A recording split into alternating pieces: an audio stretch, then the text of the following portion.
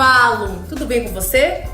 Hoje, nosso convidado, ele é alguém que trabalha nesse espaço aqui que nós estamos hoje. É alguém muito importante para o cenário da educação, é um profissional que deveria ser um pouco mais valorizado e é um amigo, né? Vocês vão ficar bem felizes com a pessoa que vai chegar e com a história que vai ser contada aqui agora. Vamos ver quem é?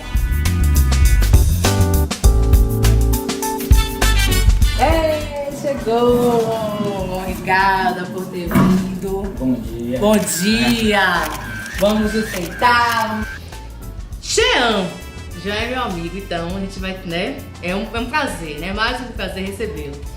Jean, que caminhos na vida, que percursos você fez, né, na sua família, na sua trajetória, que te trouxeram aqui, a esse lugar, bibliotecário, Madre de Deus? Conta pra gente. Bem, Regi, antes eu quero agradecer o convite, dizer que é uma satisfação imensa estar participando aqui do intervalo. Começou criança, eu ficava observando meu pai. Meu pai tinha o hábito de ler jornal. Todos os dias ele lia o jornal e lia todo, de uma ponta a outra. Seu pai tinha, só uma curiosidade, que você tá falando do seu pai, seu pai leitor. Seu pai tinha nível superior? Não. Mas mesmo assim, né, porque a gente tem esse hábito de naquela época dele, ele chegou até o 5º ano. Imagina. Chegou até o 5º ano, mas... Né? Hoje nós temos o hábito de associar porque fulano lê. Tem nada a ver, não, né? A leitura uma com a coisa não está associada à outra, não. Exatamente. E isso aí eu observava, ele gostava muito de ler. E aí eu ficava olhando, ficava intrigado. Não, deve ter alguma coisa interessante ali. Porque todo dia meu pai compra o jornal e lê. Nossa. Aí um dia resolvi, não vou começar a pegar, vou ver o que é que tem lá. Aí peguei o jornal, achei aquelas tirinhas que tinha, Recruta Zero. Aí eu digo, não, pouco interessante. Comecei a ler, gostei. Aí passei todo dia também a ler. Li as tirinhas, depois fui aumentando. Passei a ler o caderno de esportes. Eu sempre gostei de futebol, ele também. Aí comecei a ler o caderno de esportes, li o caderno todo. E aí, sem eu perceber, eu já estava dando o primeiro passo. Envolvido, né? Isso, o primeiro passo para o hábito da leitura. E aí, quando eu vi, eu já estava lendo o jornal todo. Nossa. Todo. Eu já ficava esperando, quando ele trabalhava o dia todo, que chegava à noite com o jornal, eu já ficava esperando para pegar e ler. Nossa. Depois passei a ler outras revistas, revista em quadrinho, outro tipo de revista. E aí eu diria que esse foi o meu primeiro passo. Ou seja, o meu pai foi o meu primeiro incentivador para a minha profissão que eu tenho hoje. Nossa. Porque eu criei aquele hábito pela leitura. E seu pai, nós podemos dizer, ele plantou essa semente da leitura, Isso. É porque eu diria assim, que mais importante até do que você dar um conselho a uma pessoa, é melhor você mostrar, você dá o exemplo. O exemplo é o principal, porque ele está observando. Um filho, normalmente, ele quer ser igual ao pai. Pode ter certeza que ele está vendo o pai fazer alguma coisa, ele quer ser igual.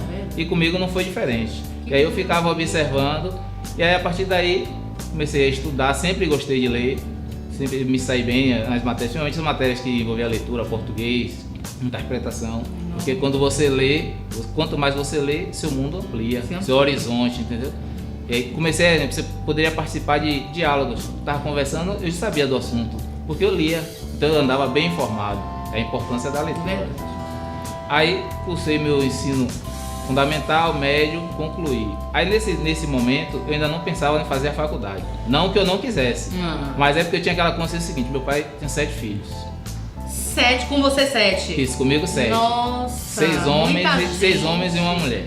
Muita gente. Aí eu pensava, meu pai nunca pediu que eu fosse trabalhar nada, ele queria que a gente estudasse. Só que quando eu concluí o ensino médio, eu achei que se eu fosse fazer uma faculdade ia ficar pesado. E a consciência dele, né? Isso, aí ele queria que a gente todos estudassem. Era o que ele queria, era isso. Todos, nunca pediu que ninguém fosse trabalhar, não. Vocês têm que estudar.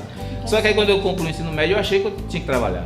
Ficava pesado para ele, ter que educar e manter os 7 filhos, a casa sozinho. Aí comecei a trabalhar, só que aí eu diria que depois que eu comecei a trabalhar, aí apareceu o segundo incentivo, que fui trabalhar na multinacional, trabalhava no supermercado, e aí você começa a ter problemas. Você tem lá um chefe, outros que você acha melhor do que você, quer lhe pisar, quer lhe humilhar, e você, poxa, aí vem o cliente.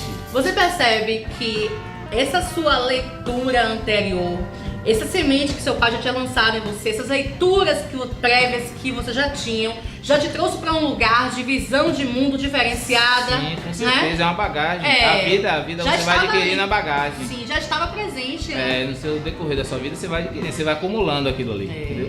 E aí pronto, aí chega um cliente, o cliente, não são todos, alguns se acha melhor do que você. Aí você começa o cliente querer lhe humilhar, determinado coisa, por mais que você trate bem. Lamentável. Aí eu parei e pensei, digo, não, eu preciso mudar de vida. Eu tô no trabalho que eu venho aqui, eu trabalho de domingo a domingo. Quase não tenho folga. Não, eu tenho que melhorar de vida. Aí eu pensei, não, eu preciso voltar a estudar. Eu tenho que ir para a faculdade, acho que o caminho é esse, é o estudo. E aí pensei, aí veio o terceiro incentivo, conversando com um irmão meu, que é bibliotecário, bem sucedido. Falei com ele a situação, mas eu disse que tinha esse problema, que para estudar na Universidade Federal eu teria que largar o trabalho. Eu não queria, essa época meu pai já não era mais vivo, eu não queria joga tudo nas costas de minha mãe para me manter. Aí ele disse, não, entre na faculdade, que você logo no primeiro semestre você consegue estágio, você vai conseguir se manter. E foi o que aconteceu. Entrei na faculdade, assim, logo no primeiro semestre consegui estágio, estagiei do primeiro ao último. Nossa! E consegui manter meus estudos. Que maravilha! E eu diria que tudo que eu tenho hoje eu consegui lá na faculdade. Nossa! Tudo que eu tenho, não só o lado profissional, que hoje eu me sinto realizado com a minha profissão, que eu gosto muito, mas o lado afetivo também, familiar, porque lá eu conheci minha esposa.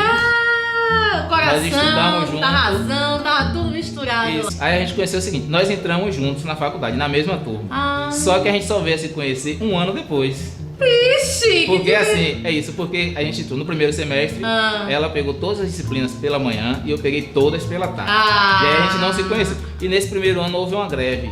Então o ano todo só teve um semestre. Aí no segundo semestre foi que aí deu uma misturada nas turmas, a gente acabou se conhecendo.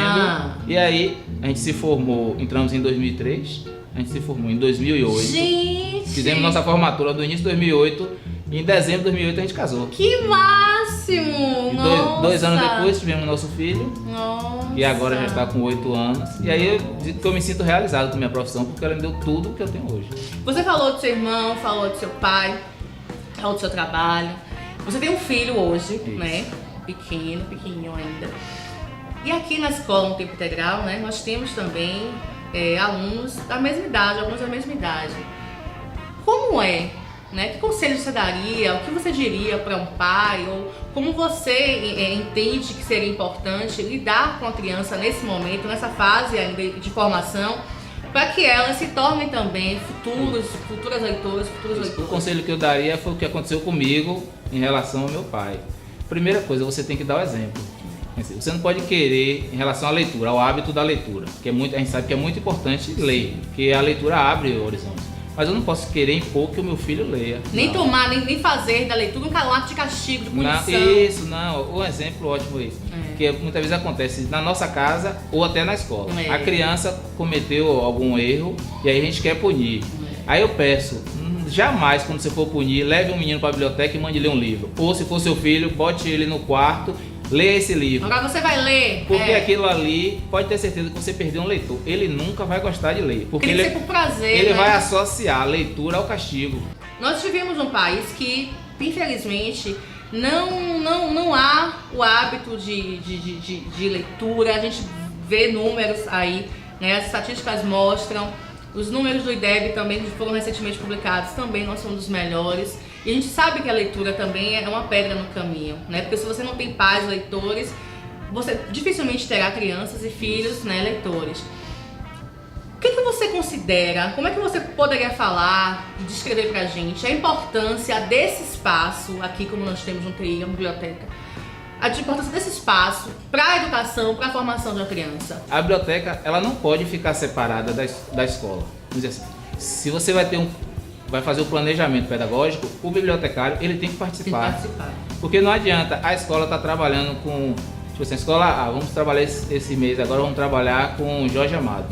Mas a biblioteca não tem livro Jorge Amado. Então como é que a gente vai fazer esse intercâmbio? Não, a gente tem que sentar junto, ó, em vez de trabalhar com Jorge Amado, vamos trabalhar com Machado de Assis, que a biblioteca tem. Quantos exemplares nós temos lá? Nós temos. Ou se for o caso, vamos tentar, antes de começar o processo, comprar, adquirir de alguma forma, através da compra, ou permuta, ou doação, fazer uma campanha de doação. Então vamos adquirir o exemplar para que quando os alunos vierem procurar, a gente tenha para receber. Ou seja, tem que ser um trabalho em conjunto, não pode ser separado. Por isso que, se não a biblioteca ficar fazendo, a gente vai andar a escola para um lado e a biblioteca para o outro. E tipo assim, a gente tava conversando aqui antes desse bate-papo começar, nós estávamos conversando em off. E aí você falou a respeito de uma lei que já existe, Isso. né, pra viabilizar essa chegada, esse trabalho bibliotecário. A gente sabe que no nosso país aí, assim, ainda há uma carência. As bibliotecas hoje ainda não são consideradas como prioridade. Na verdade, a educação de um modo geral. A gente teve problema um pouco com o museu que pegou fogo. Então assim, não tem. Mas aí diria que para a biblioteca já foi dado o primeiro passo. Em 2010 foi criada uma lei, chamada Lei da Biblioteca Escolar. A lei número 12.244, de maio de 2010. Eu desconhecia. Em que diz o seguinte, que toda a instituição educacional, seja ela privada ou pública, terá que ter uma biblioteca escolar. E por conseguinte, um bibliotecário. Obrigatoriamente. E terá que ter pelo menos um exemplar para cada aluno matriculado. Ou seja, o que é pouco ainda, mas eu diria que é o primeiro passo. Pode encerrar de verdade agora, né? Que a gente já fica aqui chamando a atenção porque a gente tá falando demais. Me conte um livro que mudou a sua vida, que te fez enxergar a vida de uma outra forma, que mexeu muito com você. Eu diria o livro Olga. Olga? Olga. Por que Olga? É porque assim, um livro muito interessante que ele fala da nossa história, a história do nosso país, Sim. um momento que a gente viveu, um momento difícil, que a gente não quer que volte esse momento. Forte, e é um livro muito forte. De descrições muito fortes, muito intensas, né? Aí eu gostei muito dele, do relato que o autor passa, muito interessante. Obrigada por você ter vindo, obrigada por tudo. A gente fica por aqui, aguardem o próximo vídeo e fiquem todos muito bem.